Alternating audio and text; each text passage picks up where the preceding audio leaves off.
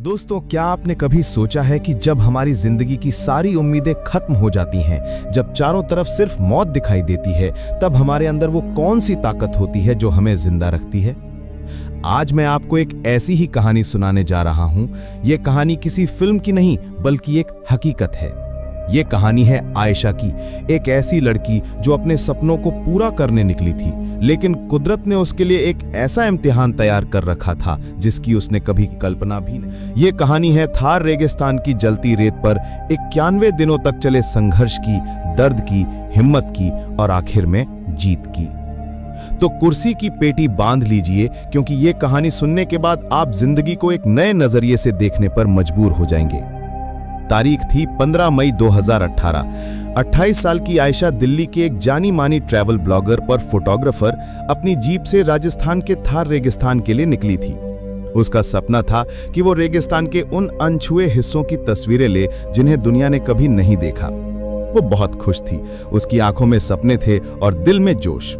जैसलमेर से लगभग 150 एक सुनसान रास्ते पर आगे बढ़ते हुए अचानक उसकी जीप एक झटके के साथ बंद हो गई। उसने कई बार कोशिश की, लेकिन गाड़ी स्टार्ट नहीं हुई। चारों तरफ मीलों तक सिर्फ रेत के टीले थे, मोबाइल में नेटवर्क नहीं था। शुरू में तो आयशा को लगा कि शायद कोई गाड़ी आ जाएगी, लेकिन घंटों बीत गए और दूर दूर तक कोई इंसान नहीं दिखा। सूरज अब आग उगलने लगा था और उसके पास पानी की सिर्फ 2 बोतलें बची थीं। उसने फैसला किया कि वो गाड़ी में इंतजार करने के बजाय पैदल चलकर मदद ढूंढेगी। ये उसकी पहली और सबसे बड़ी गलती थी। उसे अंदाजा नहीं था कि वो रेगिस्तान के दिल में उतर रही थी, जहां से वापस लौटना लगभग नामुमकिन था।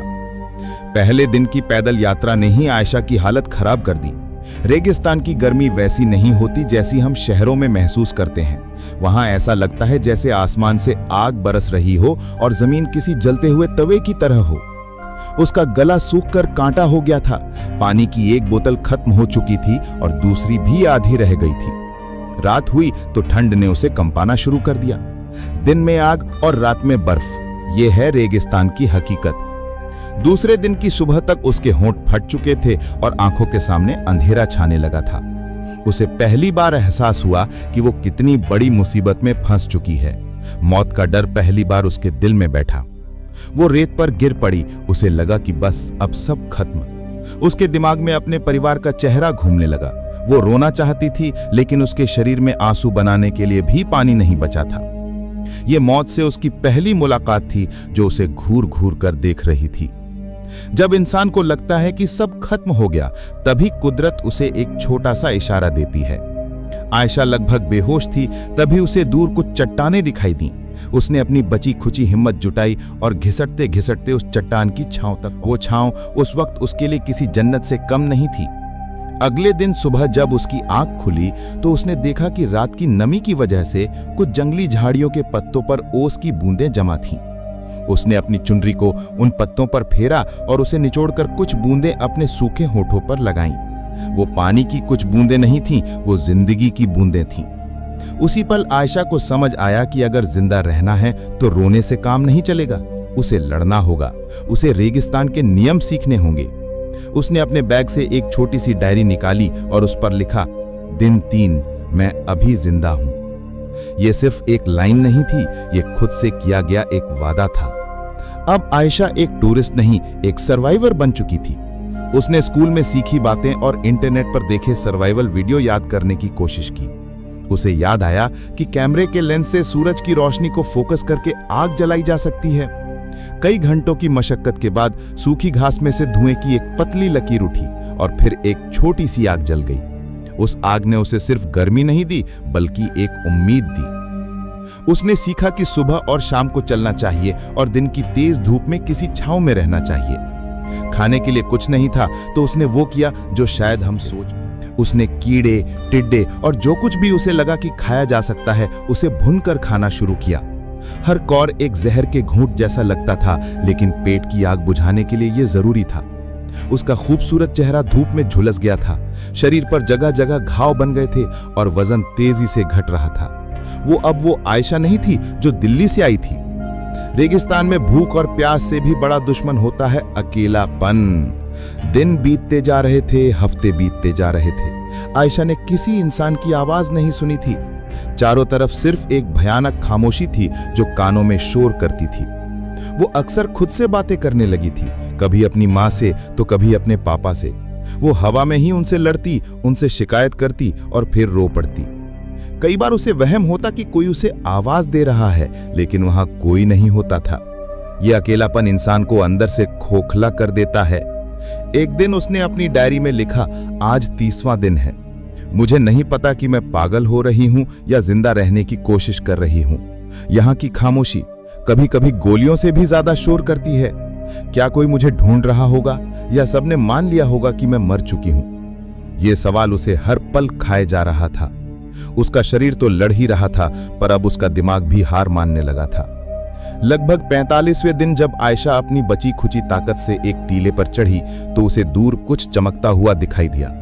उसे लगा कि वो किसी गाड़ी का शीशा है या किसी गांव की छत। एक नई उम्मीद उसके अंदर दौड़ गई। वो पागलों की तरह उस दिशा में भागने लगी। वो गिरती, फिर उठती, फिर भागती। घंटों चलने के बाद जब वो उस जगह के करीब पहुंची तो उसका दिल टूटकर बिखर गया। वो कोई गाड़ी या गांव नहीं था, वो एक मृग तृष्णा थी, जिसे हम मिराज कहते हैं। रेगिस्तान का एक ऐसा धोखा जो प्यासे को और तड़पाता है। उस पल आयशा पूरी तरह से टूट गई। उसकी सारी हिम्मत जवाब दे गई। वो वहीं रेत पर गिरकर फूट फूट कर रोने लगी। उसने पहली बार भगवान से कहा, बस अब और नहीं, मुझे उठा ले, मैं थक गई हूं। ये दिन उसके 91 दिनों के संघर्ष का सबसे बुरा दिन था। उम्मीद का टूटना मौत से भी ज्यादा दर्दनाक होता है।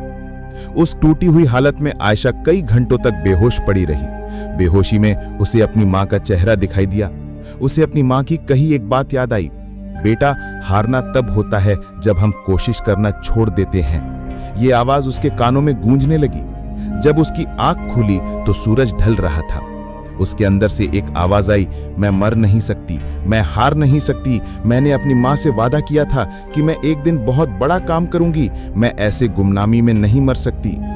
उस एक पल ने सब कुछ बदल दिया। उसके अंदर की टूटी हुई लड़की मर चुकी थी और एक योद्धा ने जन्म लिया था। उसने फैसला किया कि अब वो मदद का इंतजार नहीं करेगी, वो खुद अपनी मदद करेगी। वो एक दिशा में चलती रहेगी जब तक कि या तो उसे मंजिल नहीं मिल जाती या मौत। उसने अपनी डायरी में लिखा, दिन 50, आज मैं फिर से जन्मी हूं। अब ये लड़ाई सिर्फ जिंदा रहने की नहीं बल्कि जीतने की है। लगभग 70वें दिन मौसम ने भयानक रूप ले लिया। एक भयानक रेतीला तूफान आया। आसमान पीला हो गया और हवा इतनी तेज थी कि आयशा को एक चट्टान से चिपकना पड़ा ताकि वो उड़ न जाए। घंटों तक वो तूफान चलता रहा। उसे लगा कि आज उसका आखिरी दिन है। रेत उसके मुंह, नाक, कान हर जगह भर गई थी। लेकिन जब तूफान थमा तो एक चमत्कार हुआ। तूफान ने रेत की ऊपरी परत को उड़ा दिया था और एक जगह चट्टानों के बीच एक छोटा सा गड्ढा बन गया था जिसमें थोड़ा सा पानी जमा था। वो पानी गंदा था, लेकिन आयशा के लिए वो अमृत था। उसने जी भरकर पानी पिया। ये कुदरत का एक अजीब खेल था। जिस रेगिस्तान ने उसे मौत के मुंह में धकेला था, उसी ने एक तूफान के जरिए उसे जीने का एक और मौका दिया था। उस पानी ने उसे अगले कुछ हफ्तों तक जिंदा रखा। वो समझ गई थी कि कुदरत जितनी क्रूर हो सकती है, उतनी ही दयालु भी। 90 दिन बीत चुके थे। आयशा अब एक चलता फिरता कंकाल बन चुकी थी। उसके कपड़े फटकर चिथड़े हो गए थे और शरीर पर मांस लगभग खत्म हो चुका था। वो बस अपनी इच्छा शक्ति के दम पर जिंदा थी। एक सुबह जब वो आगे बढ़ रही थी तो उसकी नजर जमीन पर पड़ी। उसने जो देखा उसे अपनी आंखों पर यकीन नहीं हुआ। रेत पर ऊंट के पैरों के ताजा निशान थे। ये कोई वहम नहीं था, ये हकीकत थी। इसका मतलब था कि कोई इंसान हाल ही में यहां से गुजरा है। 90 दिनों में पहली बार उसने इंसानी सभ्यता का कोई निशान देखा था। उसकी आंखों से आंसू बहने लगे, लेकिन इस बार ये आंसू दुख या दर्द के नहीं थे। वो आंसू खुशी के थे, उम्मीद के थे। उसने अपनी बची खुची सारी ताकत उन निशानों के पीछे चलने में लगा दी। उसे नहीं पता था कि यह रास्ता कहां जाएगा, लेकिन ये उसकी आखिरी उम्मीद थी। वो बस चलती रही जब तक कि वो बेहोश होकर गिर नहीं पड़ी। 91वें दिन की सुबह ऊंटों का एक काफिला लेकर जा रहे कुछ बंजारों ने रेत पर एक अजीब सी चीज पड़ी देखी। पास जाकर देखा तो उनके होश उड़ गए। वो एक औरत का शरीर था जो बस सांस ले रहा था। उन्होंने तुरंत उसे उठाया, पानी पिलाया और पास के एक कस्बे के अस्पताल पहुंचाया। जब आयशा की आंख खुली तो वो एक बिस्तर पर थी। उसके चारों तरफ सफेद दीवारें थीं और एक पंखा चल रहा था। उसे यकीन ही नहीं हुआ। उसने नर्स से पूछा, आज क्या तारीख है? नर्स ने जवाब दिया, 14 अगस्त 2018। ये सुनकर वो रो पड़ी। 91 दिन वो मौत से लड़ी थी और आज वो जीत गई थी। जब वो ठीक होकर अपने घर लौटी तो वो एक अलग ही इंसान थी। उसने एक इंटरव्यू में कहा था, उन 91 दिनों ने मुझे सिखाया कि हम जिन चीजों को रोज बर्बाद करते हैं उनकी असली कीमत क्या है। एक गिलास साफ पानी, एक रोटी का टुकड़ा, अपने परिवार की आवाज, ये दुनिया की सबसे कीमती चीजें हैं। मैं रेगिस्तान में कुछ तस्वीरें लेने गई थी, लेकिन रेगिस्तान ने मुझे जिंदगी की तस्वीर दिखा दी।